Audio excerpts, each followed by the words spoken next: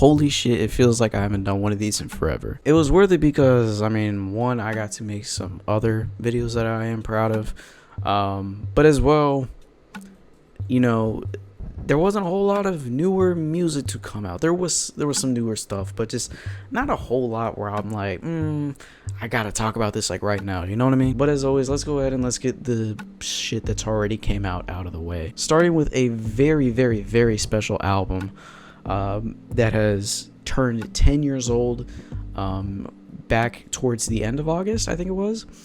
And that was none other than Rodeo by Travis Scott. Without a shadow of a doubt, this is one of my favorite albums, period. The thing I love so much about this album is not only its impact, which, I mean, going into that briefly, like, Rodeo's impact, I think it's definitely discussed, but I don't think it's discussed nearly as much. And y'all know how much I love Future, but you know, the thing with Future is that I don't feel like he has a album that is like, you know, like perfect.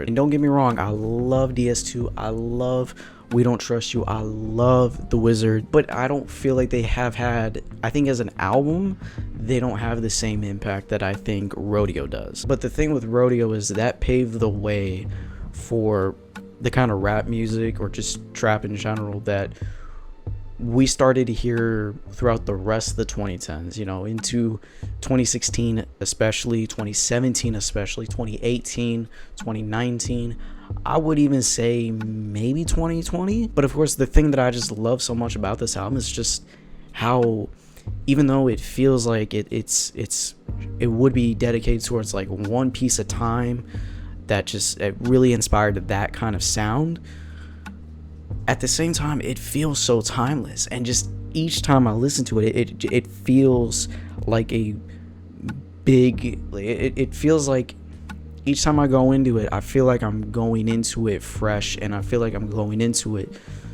with something that still at the same time feels like I haven't heard before. I mean, let alone the amount of hits on this project are, you know, are absolutely undeniable. Whether if you want to talk about something like 3500, 90210, Nightcrawlers, fucking Antidote, for fuck's sake, and then even some of like the not even like popular songs, but some of like the, I won't even say deeper cuts because they're not really that deep, but like, bro, like Impossible, Pornography, Oh My Decide, Pray for Love, Piss on Your Grave. But this is an album where I think definitively I can say this is a skipless album. And my favorite song off this project might be my favorite song in his entire discography.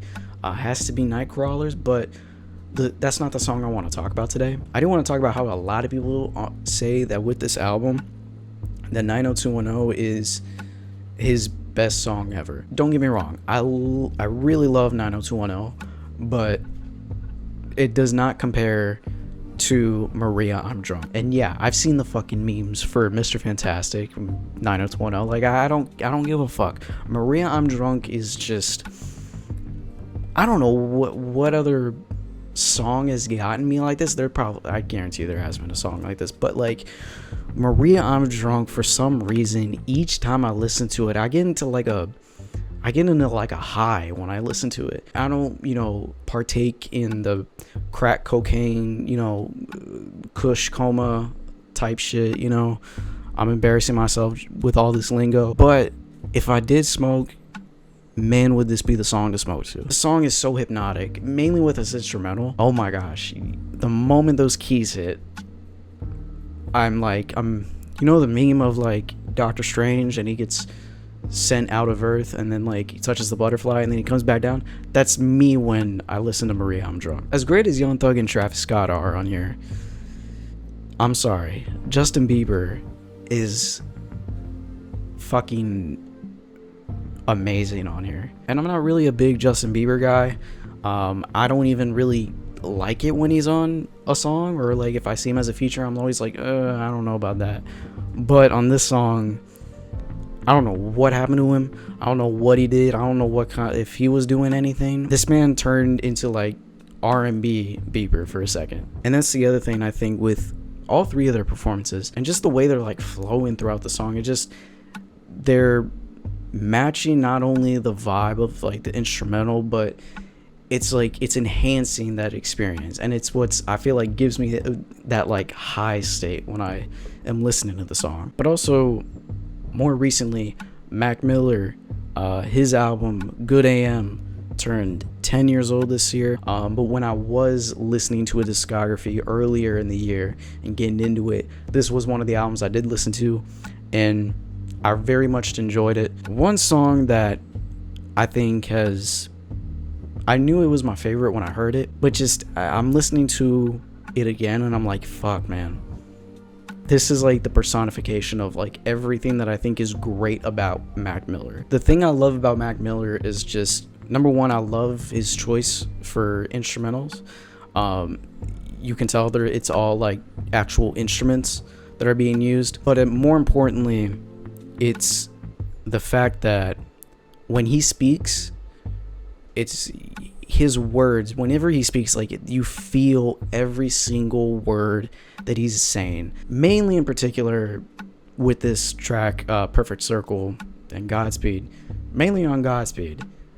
This is like the key example here. But when you look back on the lyrics on Godspeed, it's like it feels very surreal. But that's mainly because like of what happened to him, and it just hits even deeper. And maybe it is just a product of the fact of like what has happened that just makes this song hit even harder. But as well, I honestly just think it's just just him speaking, just his voice.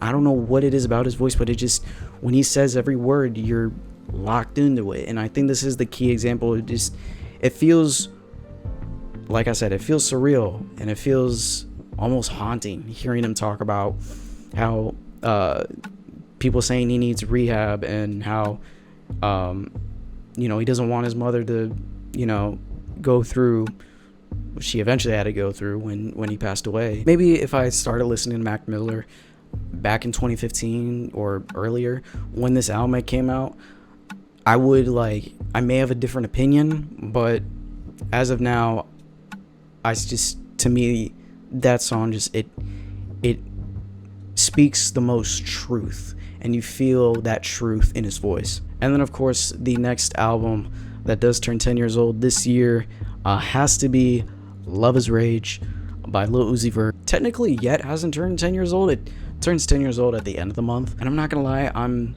not the biggest fan of the Love Is Rage series.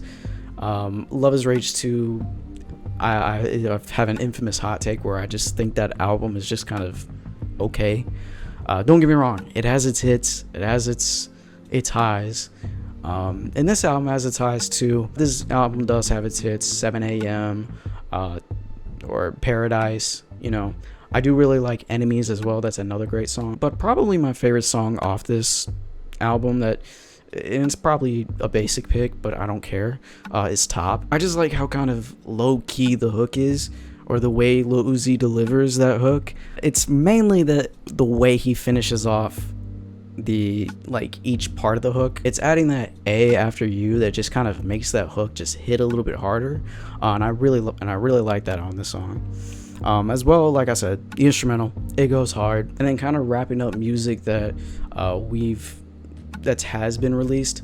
I didn't really talk about it when I talked about The Weeknd, because that was a Weeknd video. But when I went to go see The Weeknd live, Playboi Carti was an opener. And I will say, from his performance, I was disappointed because it was only 5 songs. But those 5 tracks he played, I was feeling it. And I was like, man, that has to be one of the greatest performers I've ever seen. Not the greatest performance I've ever seen, but one of the greatest performers I've ever seen.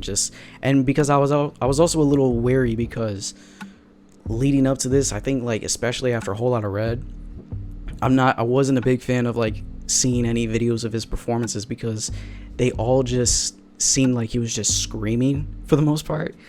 And then when I went to go see him live, motherfucker was actually rapping. But I do want to talk about one of the most popular songs off of his latest album, Music, that being like WEEZY. This was I think a special song to hear him perform live. I think every song that he performed live like really hit hard. I'm not a fan of Sky. I'm just not a fan of it. But somehow that man got me singing every single word to Sky. I love the sample on here. The sample's great, and it feels very retro.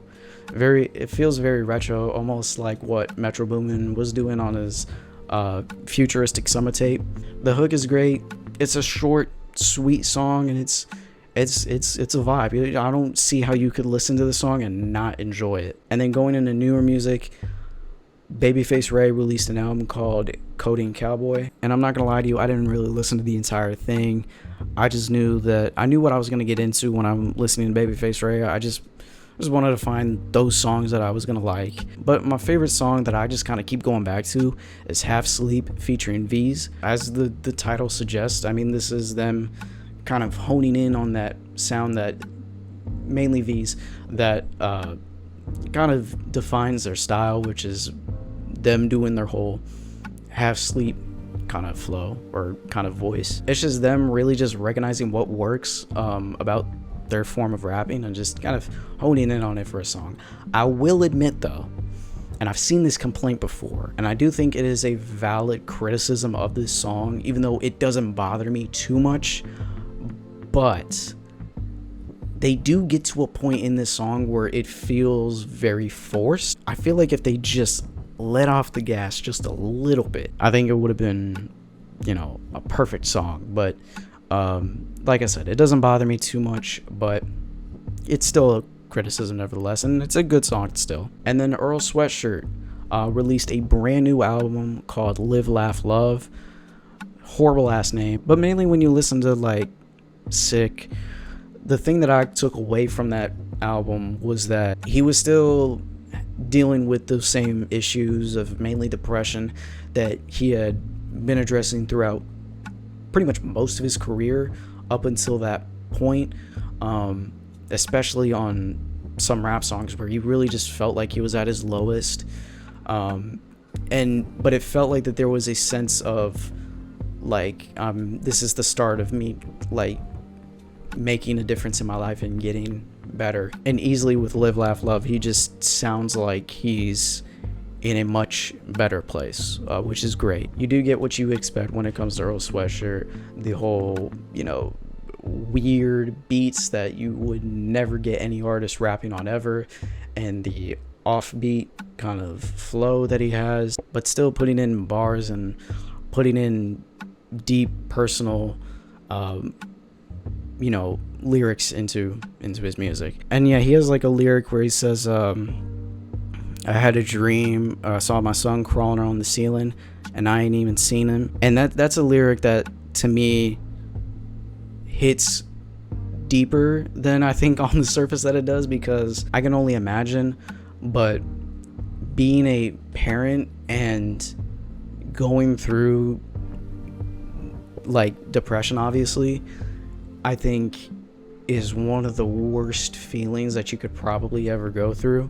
From what I'm imagining, it would, at least for how it would make me feel, it'd feel like I would have left or let down not only myself but even my kid, and I think that's such a deeper lyric than what it is. Some of my favorite songs on here were GSW versus SAC.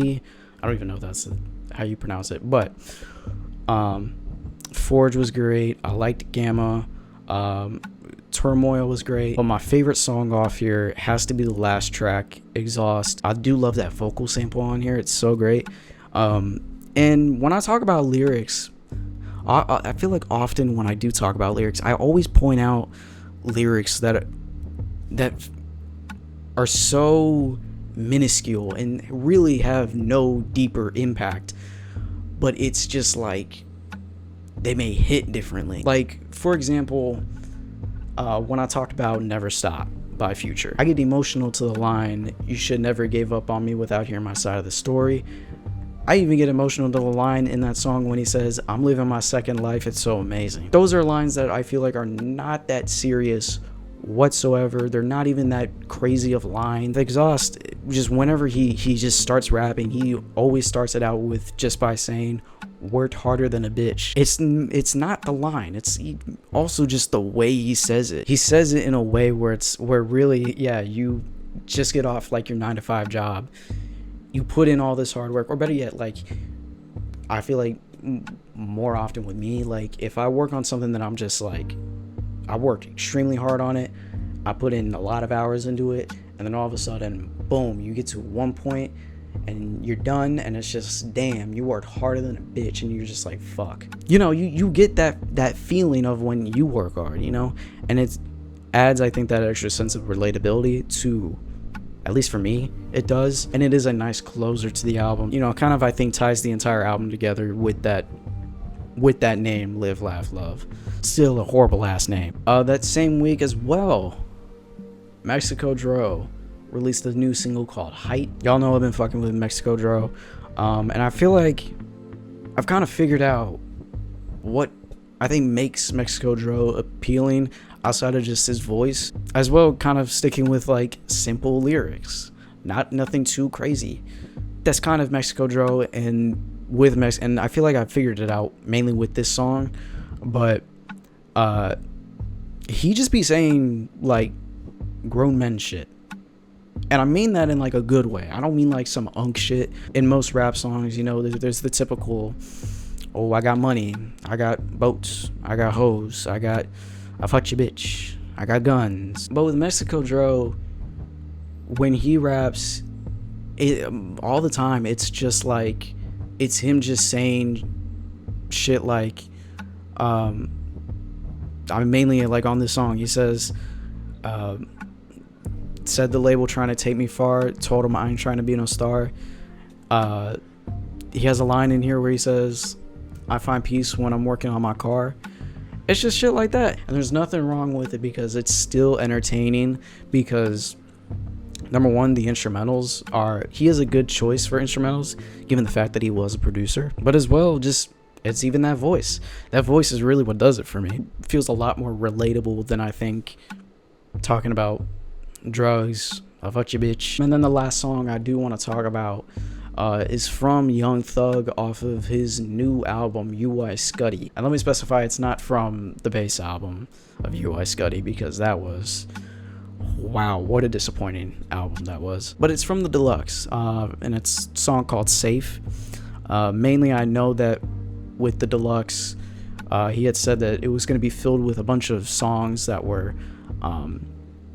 snippets that people were excited for, or just leaked songs.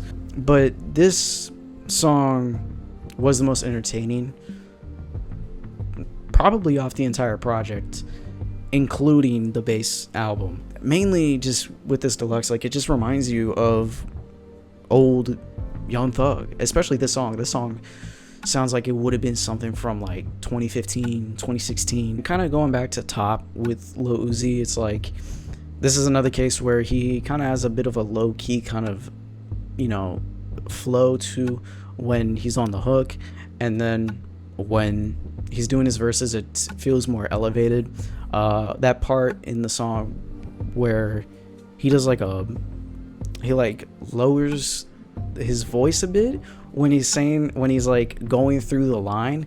He starts out at a high and then kind of lowers it a bit just to add a bit of an extra emphasis to it. But mainly, I kind of wanted to discuss this because it also made me realize that, fuck, man, you can have a shitty album and you can just release a deluxe and give people all the songs that they want, and it honestly is good for your fans because they get songs on streaming platforms. But like, it also sucks because, like, it just speaks to even how shitty your fucking album was. How do you go from Money on Money, which is on this album, isn't even that crazy of a song, and then you get to a song where he says Shanae? It just hones in on that thought after you listen to the base album and you're like, damn, we're never gonna get like that Barter 6 Young Thug. We're never gonna get the Jeffrey Young Thug. We're never gonna get So Much Fun Young Thug. Like, we're never gonna get back to when Young Thug was just amazing. And I don't want to say it's because during those albums he was talking about guns, gangs, and violence, and whatever the fuck he was talking about, and he can't really speak about those topics because of the shit that happened with him in court. I feel like he's lost touch on just how to rap, almost. And not that Young Thug is the greatest lyricist of all time, but just kind of the way he approaches a song, especially on UI Scuddy. It's just weird, and I think he forgot how to flow on a song. I don't know. I don't think we're gonna get, you know, this kind of version of Young Thug anymore. I think we're stuck with this newer version of Young Thug. And as far as the rest of the year does go, I mean, I gotta say, let's see what happens, and I don't know, maybe I'll take another month off, but only time will tell. It's you know Roblox? I don't fucking play Roblox! I'll never fucking play Roblox! How about that? W's in the chat!